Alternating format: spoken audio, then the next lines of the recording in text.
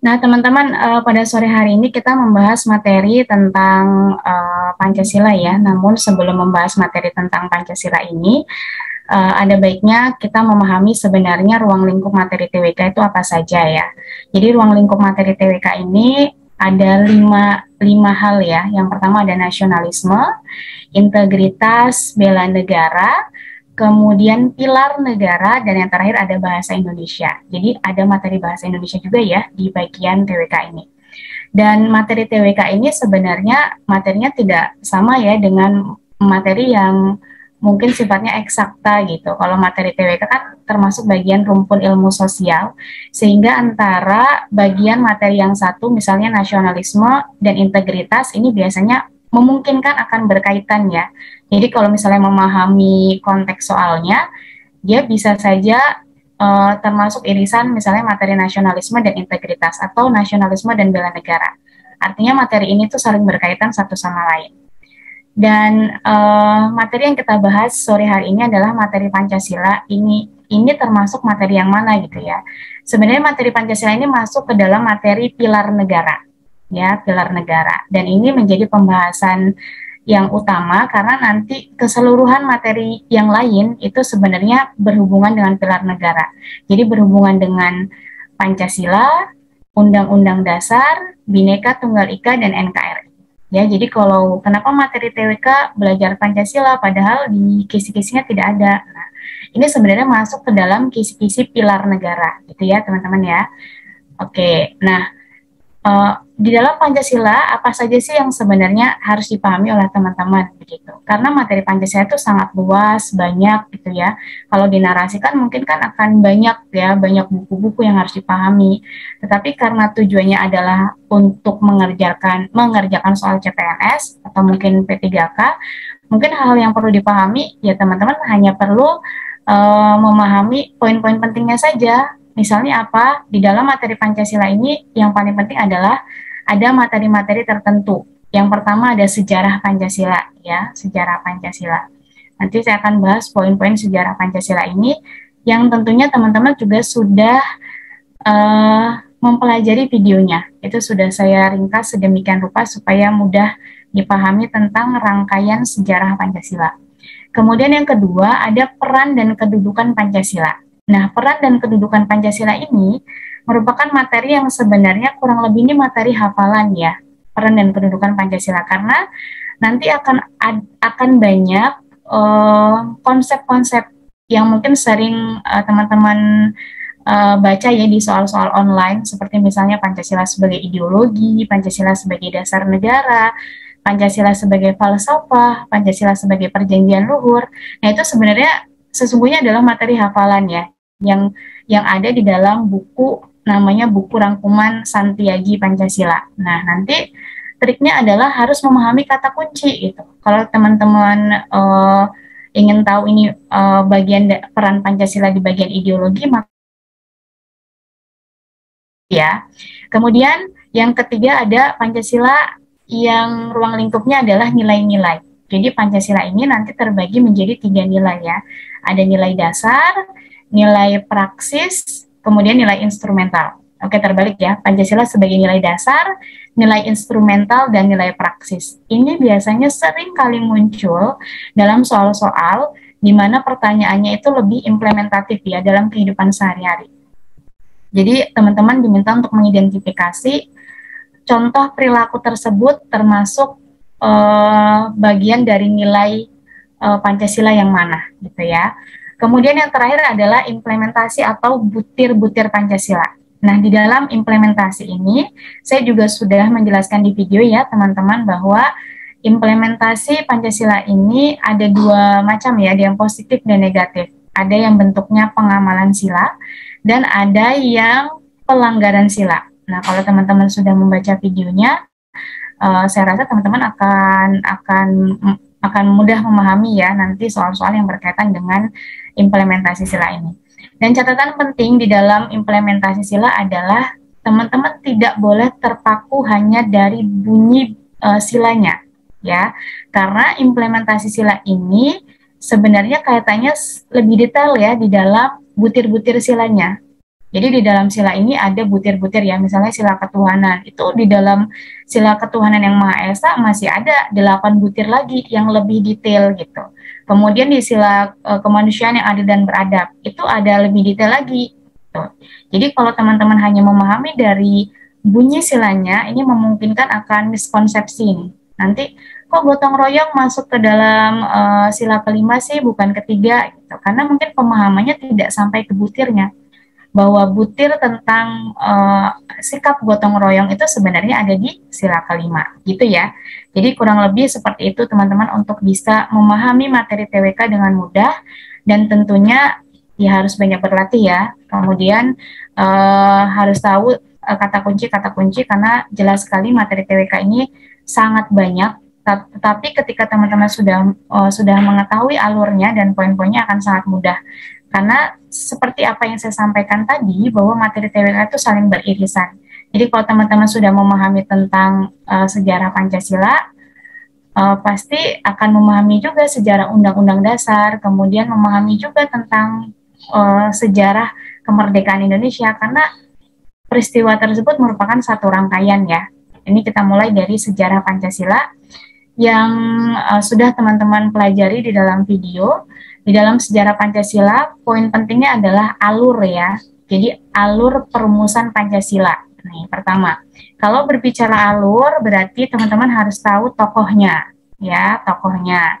Kemudian yang kedua harus tahu tanggalnya ya, tanggal yang merumuskannya. Tanggal 29 Mei, 31, 1 Juni, 22 Juni ya, Piagam Jakarta, dan terakhir adalah pengesahannya 18 Agustus ya. Kemudian selanjutnya nilai penting nih dalam proses sejarah Pancasila adalah dari Piagam Jakarta dan pengesahan Undang-Undang Dasar. Nah, itu sebenarnya poin penting ya dari proses perjalanan perumusan Pancasila, itu adalah itu yang poin pentingnya, karena biasanya soal-soal yang muncul itu merupakan soal-soal yang aktual ya. Jadi soal-soal yang ada di dalam kehidupan yang sekarang, kemudian diambil value-nya dari sejarah masa lalu. Biasanya gitu ya.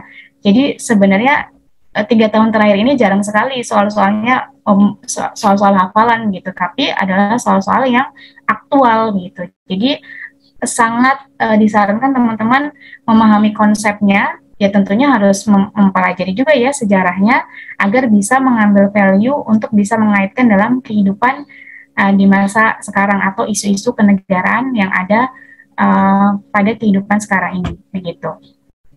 Oke, nah kita langsung ke pembahasan soal ya teman-teman, karena soalnya ada 30, nanti di dalam pembahasan soal saya juga akan membahas lebih detail tentang option-optionnya, kemudian langsung berkaitan dengan materi yang ada di video supaya teman-teman lebih mudah memahami, seperti itu ya.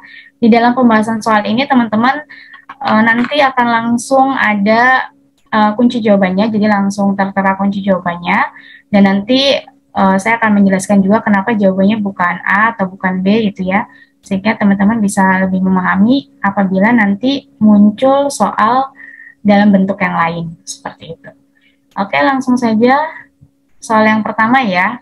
Nah, kalau saya tanya nih, ini merupakan identifikasi soal di dalam klasifikasi yang mana nih, dalam 4 tadi? Kan Pancasila itu ada 4 ya, kategorinya. Yang pertama ada sejarah, kemudian peran dan kedudukan, ada nilai-nilai, yang terakhir ada implementasi. Coba, teman-teman kalau lihat soal ini nih masuk klasifikasi soal yang mana nih? Bisa ditulis di kolom chat. Karena mengklasifikasikan soal penting ya, supaya teman-teman belajarnya lebih mudah, seperti itu. Oke ya, ini termasuk soal dalam klasifikasi di peran ya, peran atau kedudukan Pancasila. Ada berapa teman-teman? Ada berapa peran? Ada 8 ya, ada 8 peran atau kedudukan Pancasila. Pertama, Pancasila sebagai falsafah, Pancasila sebagai dasar negara, Pancasila sebagai ideologi, kemudian Pancasila sebagai cita-cita bangsa Indonesia, Pancasila sebagai perjanjian luhur, kemudian Pancasila sebagai, apalagi? pedoman, kepribadian, jiwa bangsa, dan satu lagi apa tadi, falsafah ya, sudah ya. Nah, kurang lebih ada 8 ya. Nah, yang saya jelaskan sama seperti dengan video yang telah teman-teman pahami, ada 8 klasifikasi peran ya, peran Pancasila sebagai apa gitu ya. Nah, dan di sini yang saya sampaikan tadi bahwa di dalam memahami peran ini, teman-teman harus memahami kata kuncinya. Nah, kenapa di sini jawabannya yang D ya? Karena ketika cita-cita bangsa, di situ biasanya ada kalimat cita-cita juga, ya.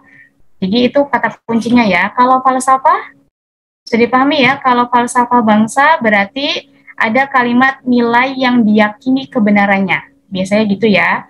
Kemudian kalau sebagai dasar negara, nih Pancasila sebagai dasar negara itu biasanya ada dasar dalam menjalankan pemerintahan atau sumber dari peraturan perundang-undangan, gitu ya. Kemudian kalau sebagai ideologi, Pancasila sebagai ideologi biasanya kata kuncinya adalah gagasan fundamental. Jadi walaupun narasinya panjang seperti apapun ya, biasanya si pembuat soal itu narasinya dibuat panjang, dikulak-kulik gitu ya. Tetapi apabila ada kata-kata yang saya sebutkan tadi, kata kuncinya ya dia sudah mengarah kepada konsep tersebut atau peran tersebut ya. Kalau yang E ini bukan termasuk dari peran ya, bukan termasuk dari peran atau kedudukan Pancasila. Jadi yang termasuk peran atau kedudukan Pancasila hanya falsafah, dasar negara, ideologi, dan cita-cita bangsa ya. Dan karena di sini ada kata-kata cita-cita bersama, cita-cita yang harus dicapai, ini termasuk dalam berperan sebagai cita-cita bangsa. Oke, bisa dipahami ya teman-teman ya. Jadi kalau falsafah harus ada kata atau kalimat nilai yang diyakini kebenarannya. Kalau dasar negara harus ada kalimat dasar dalam menjalankan pemerintahan atau biasanya menggunakan kata-kata hukum dalam mengatur peraturan perundang-undangan. Kalau ideologi negara biasanya ada kata atau kalimat gagasan fundamental. Seperti itu ya. Oke. Pokoknya teman-teman sering mendengarkan video yang saya buat, itu sudah menjelaskan detail ya tentang kata kunci yang berkaitan dengan peran ya, peran Pancasila. Oke, selanjutnya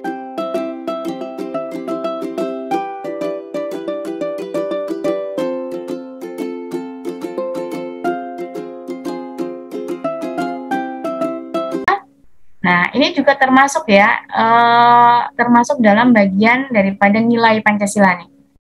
Oke, soalnya adalah Pancasila memenuhi syarat sebagai status fundamental norm, ya, karena tercantum dalam pembukaan Undang-Undang Dasar 1945. Apakah yang dimaksud dengan Pancasila sebagai status fundamental norm? Nah, ini saya tanya dulu dalam peristiwa sejarahnya ya. Pancasila tercantum dalam pembukaan Undang-Undang Dasar ini artinya Pancasila bersifat final ya, sudah disahkan pada tanggal 18 Agustus 1945 ya. Dikatakan sebagai fundamental norm artinya adalah dasar negara yang fundamental begitu. Jadi asas terbentuknya suatu negara. Nah, karena dia dikatakan sebagai dasar yang fundamental, maka Pancasila itu dikatakan atau diyakini sebagai sumber hukum tertinggi. Ya, jadi jawabannya yang B nih. Karena dikatakan sebagai fundamental norm, berarti Pancasila dikatakan atau diyakini oleh bangsa Indonesia sebagai sumber hukum tertinggi. Nah, kalau di dalam teori hukum konstitusi, kita meyakini ya sumber hukum tertinggi kita kan Undang-Undang Dasar, tetapi dalam konteks bernegara kita, sumber hukum tertinggi adalah Pancasila. Jadi di atas Undang-Undang Dasar itu, yang paling tinggi adalah Pancasila. Itu makna daripada stat fundamental norm ya. Jawabannya yang B ya. Pancasila menjadi sumber hukum tertinggi di Indonesia. Ya, yang kedudukannya tidak dapat dirubah. Maksudnya kedudukan tidak dapat dirubah ini berkaitan juga dengan Pancasila yang tercantum dalam pembukaan Undang-Undang Dasar. Jadi nanti memungkinkan juga ya teman-teman muncul soal-soal yang berkaitan dengan pertanyaan kenapa pembukaan Undang-Undang Dasar tidak dapat dirubah. Ya karena di dalamnya memuat Pancasila ya sebagai stat fundamental norm gitu ya. Jadi ini berkaitan ya. Jadi kenapa pembukaan itu tidak boleh, misalnya nanti ada wacana ya, akan ada amandemen kembali nih tentang pasal-pasal yang ada dalam Undang-Undang Dasar. Kita bisa melakukan amandemen terhadap pasal-pasalnya, tetapi tidak bisa melakukan amandemen atau perubahan terhadap pembukaannya. Alasannya adalah karena di dalam pembukaan terdapat Pancasila ya.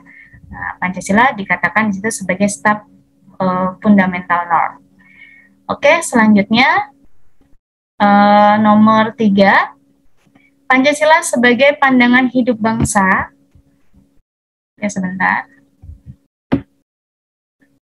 Pancasila sebagai pandangan hidup bangsa memiliki peranan sebagai pedoman atau petunjuk hidup sehari-hari ya.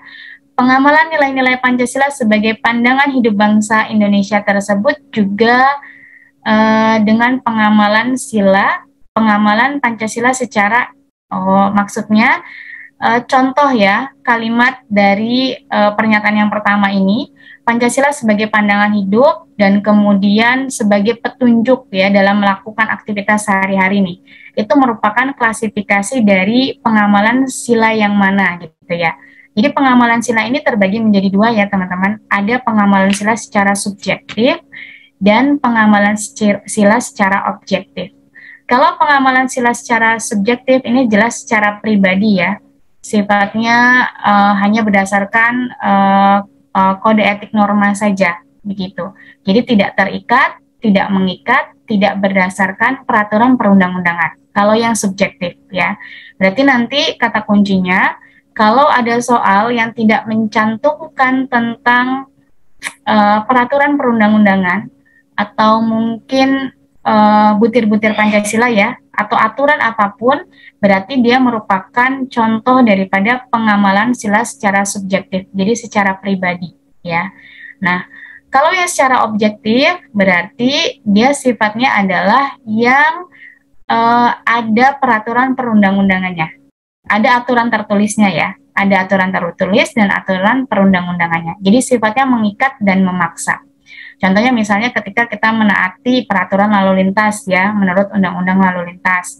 Nah, itu contoh pengamalan sila bersifat objektif karena dia kita melaksanakan hal tersebut atau perilaku tersebut atau aktivitas tersebut berdasarkan peraturan yang ada atau peraturan perundang-undangan atau hukum tertulis yang ada di Indonesia yang sifatnya mengikat dan memaksa. Itu ya, jelas ya perbedaannya.